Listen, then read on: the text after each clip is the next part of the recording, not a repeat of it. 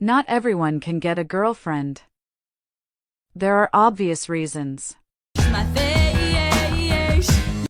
But it also doesn't work out arithmetically. There are only 100 girls born for every 102 boys. Mercer also rightly pointed out that the situation additionally gets worse since the birth rates are consistently going down. Meaning there are fewer young women for men to date down to. Men are dating down in age on average by about 2 years, which is why this issue exists. If not enough young women are being born for men to date down to, this obviously increases the problem.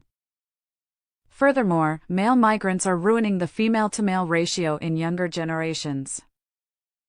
Although all of those things matter, they are neither set in stone nor the reason for men not having sex.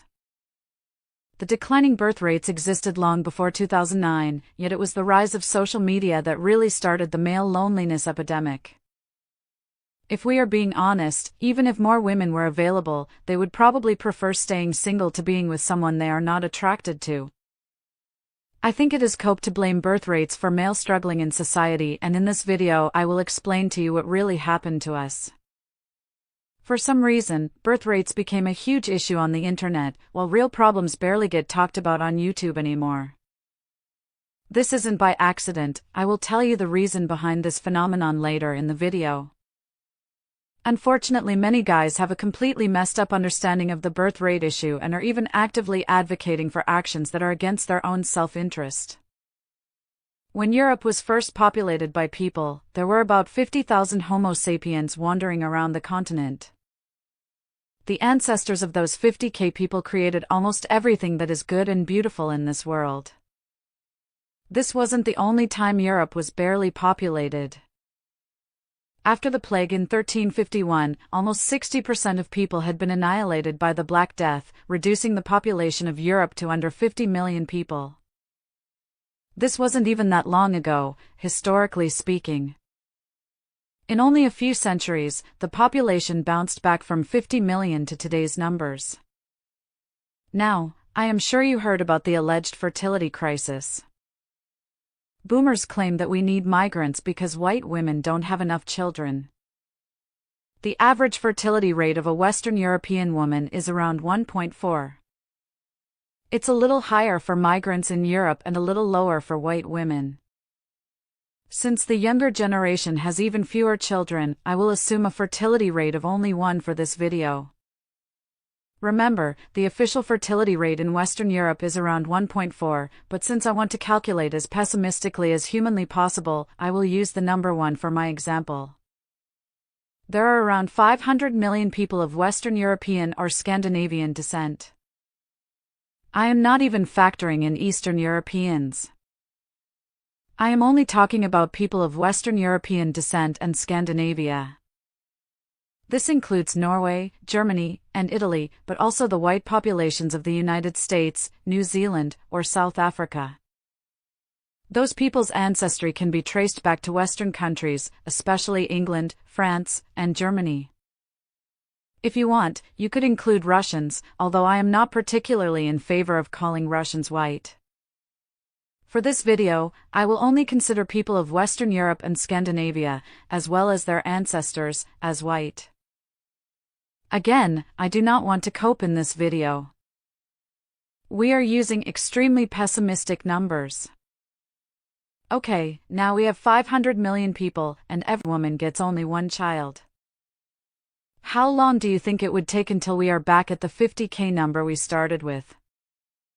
We would reach the number in the 26th century. We are centuries away from going extinct, and theoretically, we would have all the time in the world to fix this issue. There are hundreds of years left for white people to turn this trend around. By the time white extinction becomes an issue, we are probably able to artificially create humans and will face completely different problems than in our society today.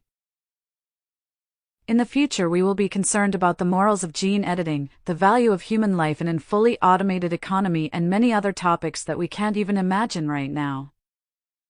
We really should not worry about our extinction when we have plenty of time to turn things around. Unfortunately, we are still screwed, but not because of the low birth rates, but because of another reason. Before I tell you that reason, I want to look at Japan. Japan is a relatively small country with a high average IQ. The Japanese economy exports a lot of goods like cars, motorcycles, video game consoles, and movies. Of course, Japan also exports industrial robots, ships, chemicals, and iron, but for the purpose of this video, I think we can oversimplify the concept. Now, imagine what's going to happen when the population declines. There will be plenty of soy boys all around the world demanding their Nintendo Switch. If the population declines, the individual person in Japan will benefit. Employers like Nintendo will need everyone they can get their hands on to create enough products to meet the infinite demand from soy boys all around the world. You could argue that someone else can take over the Switch production, maybe India, Nigeria, or Russia, but I don't think it is by accident that it was the Japanese that created Pokémon, PlayStation, One Piece, and many other of the world-leading franchises in consumer electronics. Also, when the boomers in Japan go extinct, many houses will be empty, prices of homes will go down, and living space will increase. If you look at Tokyo, the city is completely overpopulated. Japan has a very high population density. After the dawn of the boomer, there will be a strong demand from other countries for Japanese products, and a small number of Japanese people will have to produce those goods. It is the perfect situation for young men. If you don't believe me, please ask ChatGPT or any expert on this issue. But be careful when it comes to mention certain ethnicities. Go to your economics teacher and ask him what happens to the wages in an export-oriented country when the population declines. In 100% of cases he will reply that the wages will increase. It's only when you mention white people that suddenly they will make up reasons why they benefit from Mutumba's enrichment. The boomer generation in the West decided to flood the country with migrants. Migrants increase competition, they increase the price of houses, and destroy the culture. Fertility rates were never the problem. It was a YouTube-friendly problem for creators to talk about to avoid addressing the things that get you demonetized. Creators point at South Korea and Japan and claim that they have a problem, but it's a lie. They won't go extinct for hundreds of years, and they have all the time in the world to turn their country around. All it takes is a truly based government and a few generations, and they are back to business.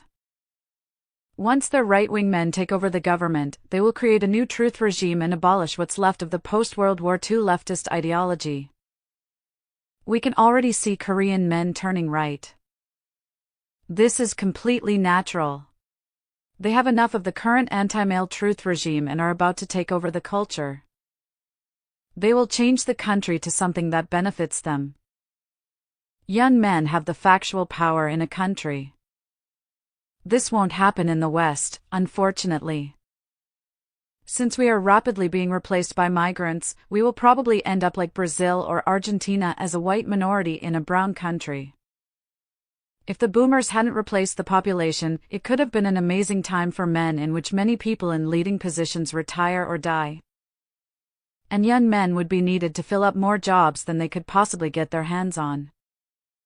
Admittedly, this only applies to countries with an import deficit, but since white people on average are high in intelligence, it shouldn't be impossible to create products that can be sold to other countries. But why did the boomers hand the country over to Muhammad and Pajit instead of their own flesh and blood?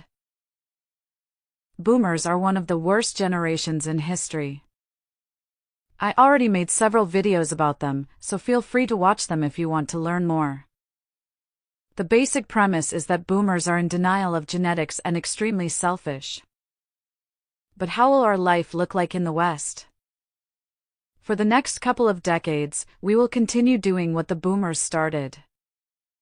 Transferring money from the white working population to foreign countries, refugees, and migrants. It will be the biggest cuckolding operation in human history. You will be the beta provider for millions of brown children while not having a family yourself. This will probably continue for the next few decades before the system collapses. Then the country will turn into a Brazil-like state with a few white areas. Unlike Brazil, there will also be a huge conflict between Muslims and non-believers, just like other conflicts that ethnics brought into the country. We can already see this now with people protesting for Palestine, Israel, Pakistan, or India in the West. None of those issues should concern us. This is something I never understood about the black pill community. Everyone hates beta bucks, and yet nobody is talking about the fact that white people are beta bucksing for ethnics in a massive scale.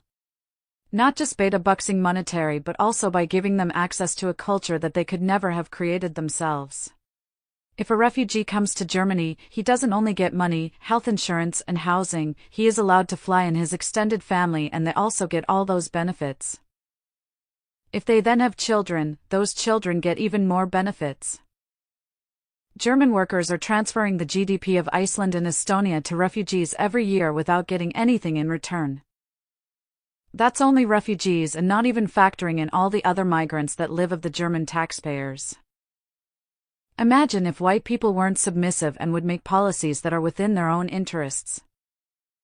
We would teach young people about genetic differences and the reasons why only white people are able to create good societies.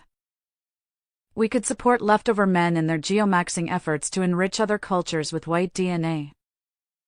We could create a truth system in which anti-white behavior gets punished and traditional values become the norm. What makes me especially sad is that many white guys have good intentions. They are hardworking and honest people, but their kind nature gets exploited by the boomer truth regime. We can see this playing out in other areas as well. Look at Pokimane on Twitch, for example. Many of her male viewers have a natural tendency to provide for a woman. You can call this the simp gene, but it had an evolutionary advantage for men to be good providers. Men that were able to provide resources could make sure that their children would grow up and their genetic lineage continues. In today's society, this good and healthy tendency many men have gets exploited by professional streamers that trick them into a parasocial relationship to which they aren't evolutionary adapted. Streamers like Pokimane found an exploit in the male DNA which they used to gain profit. What is especially cruel and evil is that Pokimane is actively advocating for an anti-white and anti-male agenda. Male simping is unavoidable at this point, but we should at least make sure that female influencers are pro-white and pro-nationalist. Since we are black-pilled, I hope that nobody watching this video will even donate 1 cent to female content creators, but unfortunately, the simp gene does not only work on an individual level but also on a societal level. The good and caring nature of white people gets exploited by an evil virus called Marxism. Just like Pokimane is exploiting single men, the Marxist groups are exploiting whole populations. Especially Christians are really susceptible to this. You can literally walk up to them and say, "Don't you want to take care of Matumba over here? Don't you help people in need? I thought you were Christian. God created everyone equally, now go and give Matumba some money." But they are doing the same to people who like animals. Oh, you like animals? Don't you know that only communism can protect animals? If you don't want animals to suffer, better become a communist. Nice people that only want to do good by protecting the environment get sucked into communistic and anti-white propaganda. Marxists are evil parasites that take advantage of kind-hearted people. They are permanently lying and deceiving to get their will. They have indoctrinated whole generations with the myth of equality and try to destroy everyone that is speaking the truth. The Marxists that created the boomer truth regime redefined every term. To a Marxist, freedom means the freedom to be an anti-white degenerate, not the freedom to live in a safe society. In my last video, I talked about the silent generation. Their truth system was completely different from ours. Instead of embracing degeneracy, their social norms were based around continuing and expanding their own identity.